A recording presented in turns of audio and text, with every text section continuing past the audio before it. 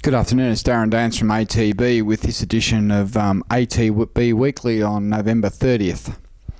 Last week we had 6 runners around the place, and we started off with last Saturday with Fantastic in at Adelaide, and he ran 4th in that race, second up from a spell.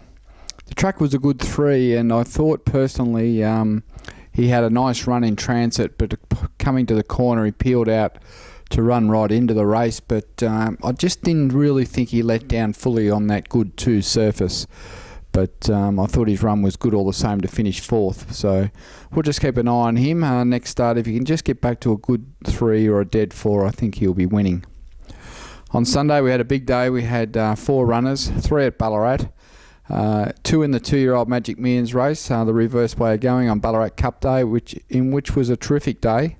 I think most people there really enjoyed the day, and the Magic Millions race clockwise direction was certainly something to see.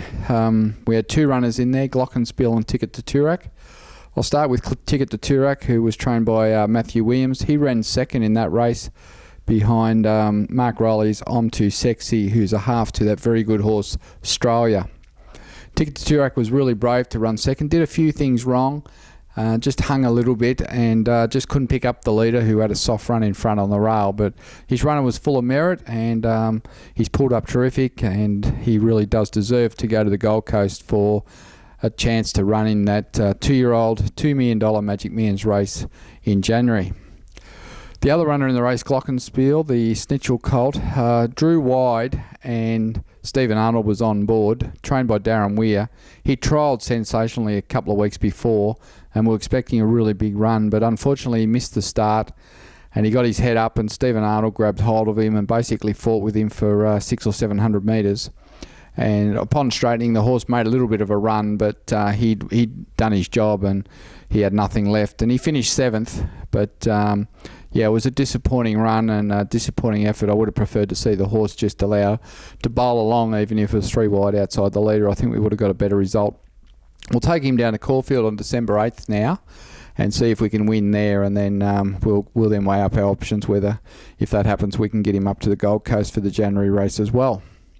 Earlier in the day we had Bear Min in Ballarat over 1200, which was just a little bit too short for her. She did manage to run 3rd, sat up on the rail behind the leader and peeled out in the straight and made a bit of a run at him, but finished off 3rd. Quite a good run, crying out for 1400 metres, needs to be ridden cold, and I think she's very, very close to a win. Later on, after the last race, we had Jackleberry going around in the Japan Cup, and we had 11 of the owners go across to Japan, and from all reports they had a wonderful time. Jackleberry settled, he missed the start actually 3 lengths and settled back, and then on the corner he pulled him out wide, and I think we all went up thinking, God, he's going to let down and run a great race, but he just couldn't match it with him over the last 400 metres. He finished a creditable 11th, and he's gone back to the UK for a bit of a break now after what's been a fantastic year with that horse and provided us with a lifetime of thrills and memories. On Thursday at Bendigo, yesterday in the heat, 39 degrees it was when I was at Bendigo. First started with Peter Moody, called Long Time. Pretty well named because she's a 3-year-old and has taken a long time to get to the races. Just immature and taking time a 3-year-old staying type filly. A very good run. She ran 2nd. Awkward gate, 3 wide with cover, peeled out 5 wide on the corner and made a run at him down the straight and just peaked on a run about 100 out, but really grounded out tough to the line over a unsuitable 1100 metre distance. And I know that Peter Moody was pretty happy with her, and we're really looking forward to getting her out to 13 or 1400 metres next start. Long Time, she's one to follow.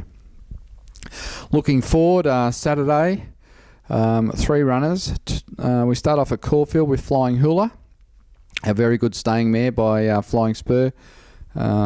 She's first up over 1400 metres. It'll be too short for her, but she doesn't handle the wet, and she's had a long break off through the winter. Even though we did bring her in and give her a little bit of pre-training in the winter months and then tipped her out again. But first up at Caulfield, it'll be good to see her back on race day and have a good clean out for the future. Also on Saturday at Kyneton, we've got that promising Charge Ford filly, Charge West. going around at Kyneton. She's had 2 starts for 2 seconds, and I'm hoping she can break through tomorrow. She's a beautiful type of filly, and I think if she gets a good run in transit, I think she'll be hard to beat, and I think she'll go on to win better races. That's Charge West. On Saturday night, we've got our first runner in South Africa. The mare we've just announced that we've bought, called Chocolicious, trained by Herman Brown Jr. So she'll be running at Turffontein. And for those in Victoria that want to watch it, it'll be on at 11:30 p.m. on Saturday night on Sky World. And really looking forward to seeing Chocolicious debut in Turffontein. First up over 1,160 metres. She's a Group 1 winner as a 2-year-old. She's a sprinting type. First up over 1,160 metres. First time for about 5 months. Herman said it's been raining and raining and raining in South Africa, and where the races were going to be held, they called them off and shifted it. So he's just said she might be just a fraction underdone, but she's a dead set leader. She loves to get out in front and dictate the race, and we're looking forward to watching Chocolicious go around in her first start for us. She'll have a couple of starts in South Africa for us, go into quarantine, and we're hoping to get her to Ascot for their carnival, and then follow a similar path to what Hortensia did last year, and then we'll send her off to stud when she's done. So then we'll probably keep her up in the UK and look at some horses like See the Stars, even Fastnet Rock, who stands there in the off-season, and of course Frankel's on the agenda as well. So that's Chocolicious. Sunday we're off to Swan Hill with 2 runners. Chalaka, Darren Weir trained.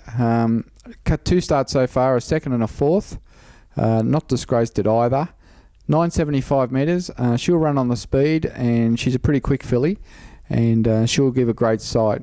Probably the last 75 metres might be the worry if they go too hard, but third up, she's blinkers on first time, I think, so I'm expecting her to go very close. Also on the card, we'll have the Matthew Williams trained Schwa City, a filly that's already won a race for us at Swan Hill, and daughter of Schwa Sia, of course, and she won a trial last week, and we were really happy with her, and I think she'll win better races than this Swan Hill race on Sunday. We've got a few days break then, and we go down to Warrnambool next Thursday. We've got Forever Here penciled in to run, and also Schwarsens. Both those horses raced at Warrnambool last start. Forever Here was good, and I think she'll go even better in this race. And Schwarsens, we've taken the blinkers off, and I think we'll get her to settle and hopefully finish off strong.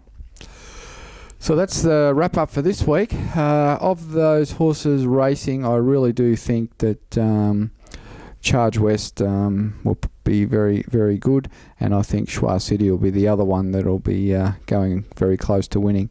So they're our best chances for this week.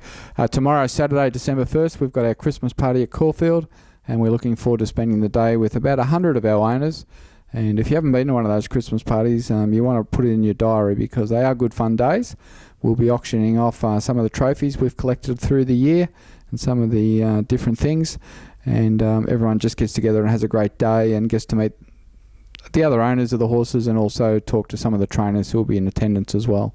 So we're really looking forward to a good day at Caulfield tomorrow. So until next week, happy punting, and all the best. Cheers.